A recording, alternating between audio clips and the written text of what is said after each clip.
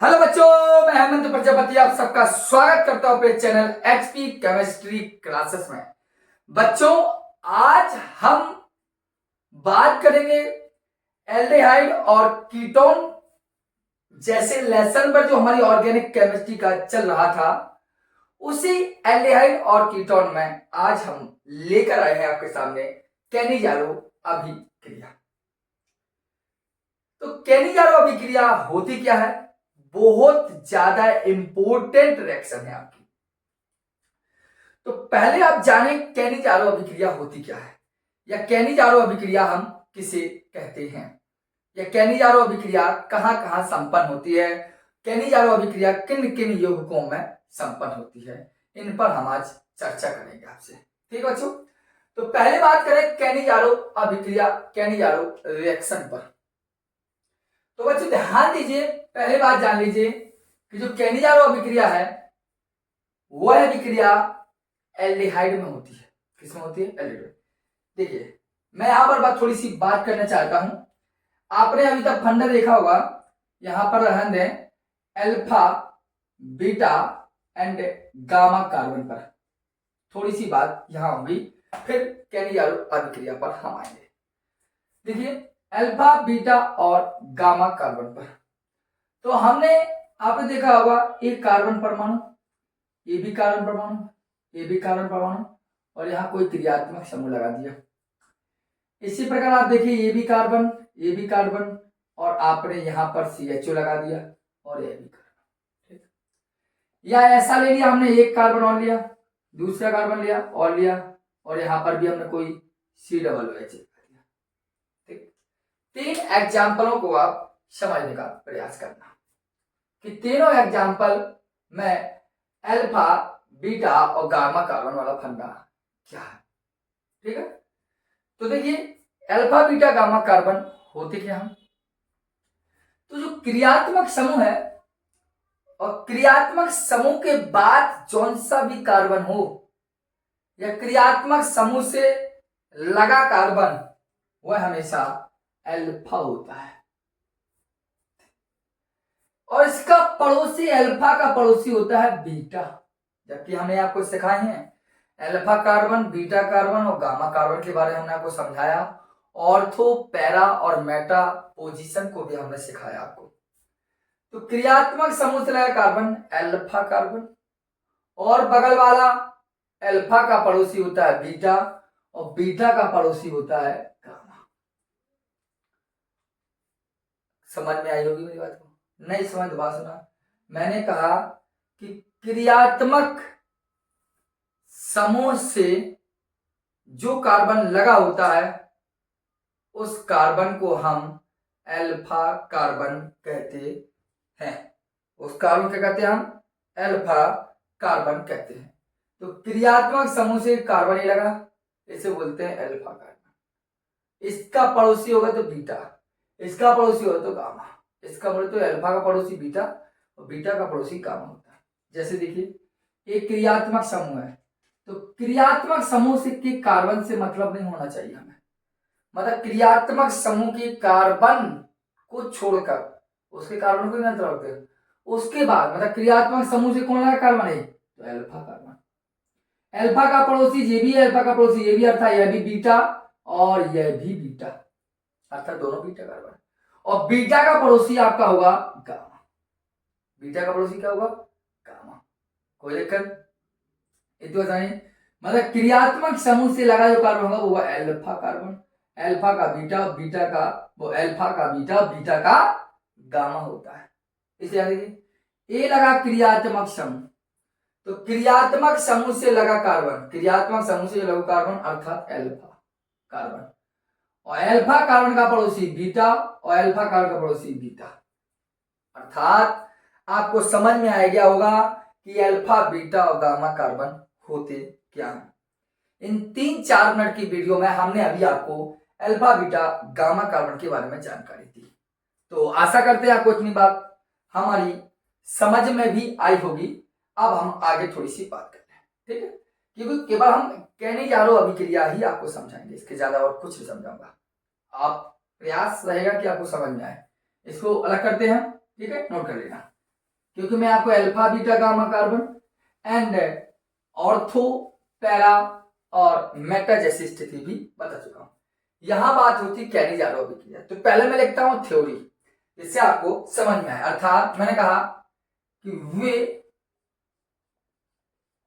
Aldehyde जिनमें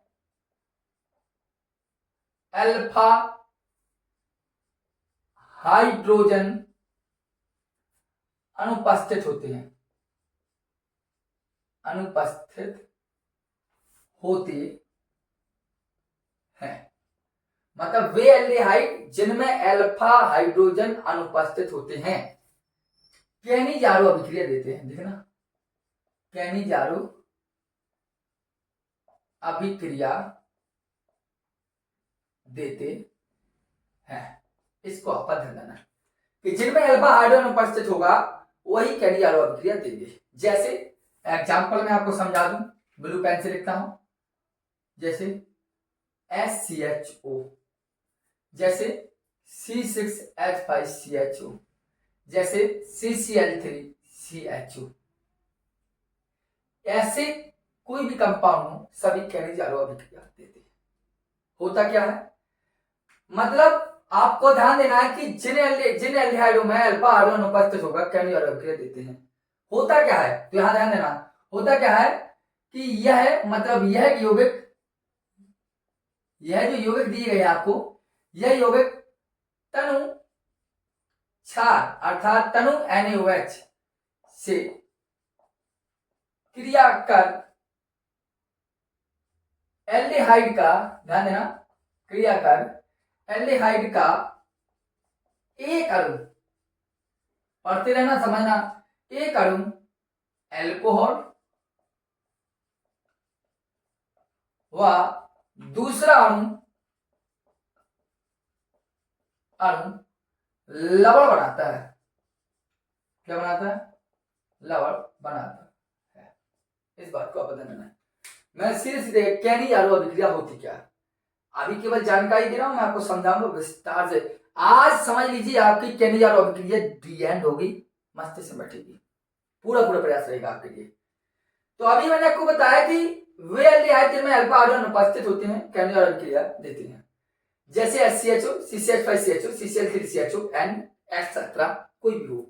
क्या होता है, यह यौगिक तनु NaOH से क्रिया कर एल्डिहाइड का एक अणु जाएगा तो एल्कोहल बनाएगा और दूसरा अणु जाएगा तो लवण बना के देगा। बेहतर सुनिए। अब पहली बात जाने, हमने क्वेश्चन रखा आपके सामने, हमने क्वेश्चन रखा आपके सामने कि कैनिजारो अभिक्रिया कौन देते हैं। हमने क्वेश्चन रखा पहले कि कैनिजारो अभिक्रिया कौन देते हैं। तो कैनिजारो अभिक्रिया कौन देते हैं, केवल केवल एल्डिहाइड। एल्डिहाइड क्या करते हैं, कैनिजारो अभिक्रिया देते हैं। कीटोन क्या करते हैं, कैनिजारो अभिक्रिया नहीं देते। पहली बात, पहला क्वेश्चन जान लीजिए कि कैनिजारो अभिक्रिया केवल एल्डिहाइड देते हैं, कीटोन नहीं देते। दूसरी बात, वे ही एल्डिहाइड देते हैं जिनमें अल्फा हाइड्रोजन एब्सेंट हो, जिनमें अल्फा हाइड्रोजन क्या हो, एब्सेंट हो।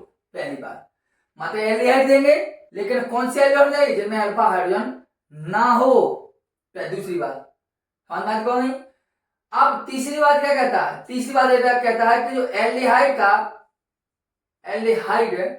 का एक अणु होगा वो क्या बनाएगा, एल्कोहल बनाएगा, एक थैया एक बनाएगा आपका एल्कोहल, और दूसरा क्या बनाएगा, दूसरा अणु, दूसरा जो होगा वो बनाएगा आपका लवण।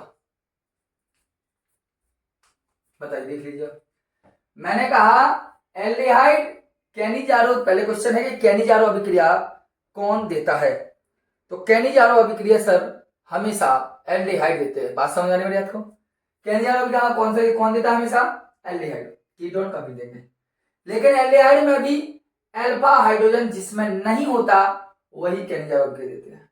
दूसरी बात, और जिससे होता क्या है कि एल्डिहाइड का एक अणु एल्कोहल बनाता है, दूसरा अणु लवण बनाता है। थोड़ा ध्यान देना इस पर, ठीक है। चलिए, ये देख रहा था वीडियो ठीक है कि गलत है, बताइए। इतनी बात आपको समझ में, एल्डिहाइड अल्फा हाइड्रोजन, कोई दिक्कत। इतनी बात। अब हमने आपको अभी पहले बताया कि अल्फा हाइड्रोजन वो अल्फा कार्बन के बारे में। तो कुछ एग्जांपल है, देखो जैसे हमारा लिखा CH3 CHO, हमारा लिखा CH3 CH2 CHO, हमारा लिखा CH3 का होल ट्वाई CH CHO, ठीक। या हमने लिखा H CHO, जैसे हमने लिखा CCl3 CHO, ये जैसे हमने लिखा C6H5 CHO। इतना कंपाउंड आपके सामने लिखा, एक ये लिखा, दूसरा, तीसरा, चौथा, पांचवा एंड छठवां। जिस सभी के सभी जो है आपके केनिजारो अभिक्रिया वाला फंडा है। अब हमने क्वेश्चन में पूछ लिया कि निम्नलिखित यौगिकों में या निम्नलिखित दी गई यौगिकों में केनिजारो अभिक्रिया कौन नहीं देता। तो पहली बात तो ध्यान दें, केनिजारो अभिक्रिया देता कौन है? कीटोन देता है सर। अरे सॉरी, हो गया नहीं गड़बड़ सबका। मतलब केनिजारो अभिक्रिया केवल एल्डिहाइड देते हैं। भाइब्रोड पर सबसे पहले कहा वे एल्डिहाइड, अर्थात एल्डिहाइड ही देंगे। तो अर्थात इसका कहने का मतलब है आपका एल्डिहाइड, देखो ये भी है CHO CHO CHO CHO CHO and CHO, अर्थात सभी के सभी एल्डिहाइड, अर्थात सभी केनिजारो अभिक्रिया देने के लिए इच्छुक हो सकते हैं।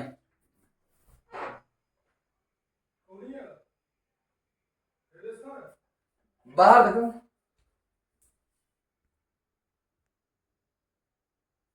देखिए थोड़ा डिस्टर्ब हुआ था। मतलब ये सभी के सभी आपके एल्डिहाइड है, इसका मतलब है कि सभी केनिजारो अभिक्रिया ही देंगे आपको। अब कौन सा नहीं देगा या कौन सा देगा? तो उन्होंने कहा केनिजारो के लिए अल्फा हाइड्रोजन अनुपस्थित, अल्फा हाइड्रोजन होना ही नहीं चाहिए। तो देखो क्रियात्मक समूह अर्थात अल्फा कार्बन, इसका मतलब हाइड्रोजन है। क्रियात्मक समूह बगल वाला कार्बन अल्फा कार्बन, अभी समझाया था। और अल्फा कार्बन पर हाइड्रोजन है, इसका मतलब अल्फा हाइड्रोजन उपस्थित है, अर्थात केनिजारो अभिक्रिया नहीं देगा। क्रियात्मक समूह के बाद क्रियात्मक समूह वाला carbon alpha carbon, alpha carbon पर उपस्थित है हाइड्रोजन, अर्थात अल्फा हाइड्रोजन है, केनिजारो अभिक्रिया नहीं देगा, क्योंकि अल्फा हाइड्रोजन क्या होना चाहिए? अब्सेंट, अनुपस्थित। क्रियात्मक समूह पर अल्फा कार्बन है, अल्फा कार्बन पर साथ हाइड्रोजन भी है, अर्थात केनिजारो अभिक्रिया नहीं देगा। देखिए क्रियात्मक समूह, इसके बाद अल्फा कार्बन ही नहीं है, तो हाइड्रोजन ही कहां से आया? क्रियात्मक समूह अल्फा कार्बन नहीं है, जब अल्फा कार्बन नहीं तो अल्फा हाइड्रोजन ही कहां से आया? क्योंकि ये अल्फा हाइड्रोजन नहीं कहलाएगा, तो जब बाप होगा तो बेटा होगा। जब क्रियात्मक समूह है, अल्फा कार्बन है, लेकिन अल्फा हाइड्रोजन ना होगा। जब अल्फा कार्बन नहीं है तो अल्फा हाइड्रोजन भी नहीं होगा, अर्थात इसका मतलब है अल्फा हाइड्रोजन में अनुपस्थित है, क्रिया केनिजारो अभिक्रिया देगा। क्रियात्मक समूह, इसके बाद अल्फा कार्बन है, लेकिन अल्फा कार्बन में कोई हाइड्रोजन नहीं है यहाँ, जब अल्फा हाइड्रोजन नहीं है तो इसके बाद केनिजारो अभिक्रिया देगा।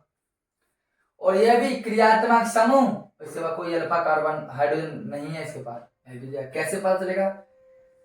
संरचना आपने देखी होगी, देखिए CHO, तो ये क्रियात्मक समूह होता है, ये होता है यहाँ पर कार्बन, तो अल्फा कार्बन होगा। जब इसका हाइड्रोजन प्रतिस्थापित किया तो CHO ग्रुप लगा होगा। आपको तो लीजिए 1 2 3 4 5 6 हाइड्रोजन, देखिए यहाँ भी हाइड्रोजन होगा, यहाँ भी हाइड्रोजन होगा, यहाँ भी हाइड्रोजन होगा, और यहाँ पर आपका CHO ग्रुप होगा। जब एल्डिहाइड समूह है और क्रियात्मक समूह है तो ये होगा अल्फा कार्बन, और इस पर कोई हाइड्रोजन नहीं है, इसका मतलब है यह भी केनिजारो अभिक्रिया देगा। तो इस बात को आपको समझ में आ चुकी होगी। अब देखो थोड़ा समय लगना है कि केनिजारो अभिक्रिया कौन देता है और कौन नहीं देता है। सीधी सीधी बात जानना है कि जिनके पास अल्फा हाइड्रोजन अब्सेंट हो, अल्फा हाइड्रोजन नहीं हो, वही केनिजारो अभिक्रिया देता है। जिनके पास अल्फा हाइड्रोजन होता है केनिजारो अभिक्रिया नहीं देते हैं। केवल वही एल्डिहाइड केनिजारो अभिक्रिया देते हैं जिन पर अल्फा हाइड्रोजन नहीं होता है। ठीक है, इसको आप नोट कर लीजिए क्योंकि मैं अलग करता हूं। अब एग्जाम्पल आपको देखना है जो आपको केनिजारो अभिक्रिया मैंने समझाई है। अब ध्यान देना, फिर यही लास्ट चीज है आपकी। फिर किसी दिन लूंगा एक लेक्चर लंबा सा जिसमें लेसन को अलग करने का प्रयास करूंगा। ठीक है, चलिए बच्चों ध्यान देना, कैनिजार अभिक्रिया के बारे में हम बात कर रहे थे। देखिए कैनिजार अभिक्रिया होती बता चुका हूं क्या है क्या नहीं है। अब एग्जाम्पल देखा, सबसे पहले एग्जाम्पल लिया फॉर्मेल्डिहाइड का, किससे क्रिया होने, तनु NaOH से डाइल्यूट सोडियम हाइड्रोक्साइड का सॉल्यूशन होगा।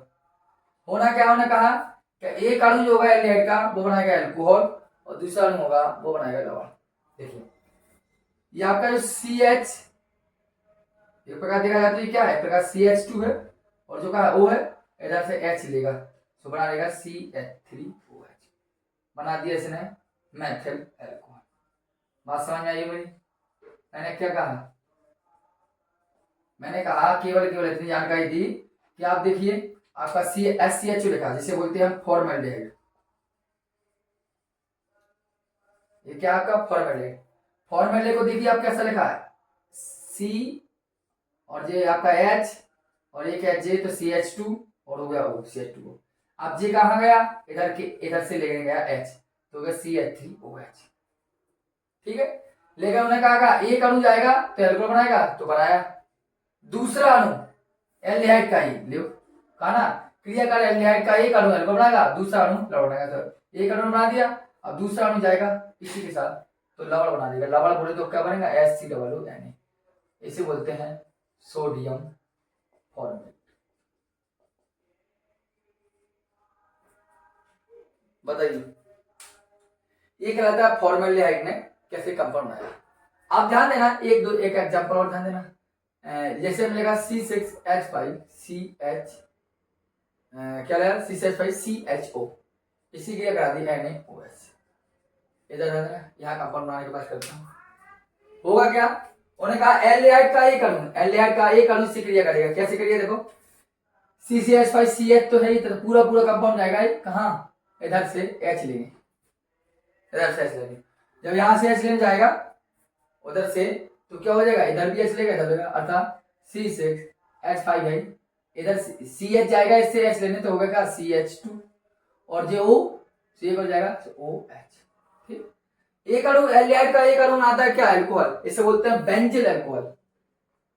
क्या बोलेंगे इसे हम, बेंजिल अल्कोहल। ठीक, और दूसरा अणु एक और अणु ले लिया तो जाएगा ये बना के प्लस में C6H5CO सोडियम बेंजोएट।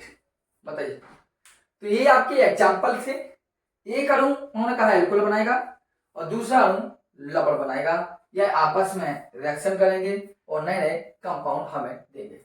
तो आपके कैनिजार अभिक्रिया के दो एग्जांपल, इसका भी दिया मैं इसका भी दिया, आप बाकी आप करिए आराम से और समझने का प्रयास कीजिए। आप पहले तो अपना विचार लगाइए कि कैनिजार अभिक्रिया कहाँ से हुई कैसे हुई। ठीक है, क्योंकि मैंने आपको alpha carbon beta carbon gamma carbon बताया, फिर कैनिजारो अभिक्रिया आपको बताई तो कैनिजारो अभिक्रिया होती क्या। ठीक है, अब हुआ क्या है, ये हमने आपको कैनिजारो अभिक्रिया दी, क्लियर समझ में आ गई।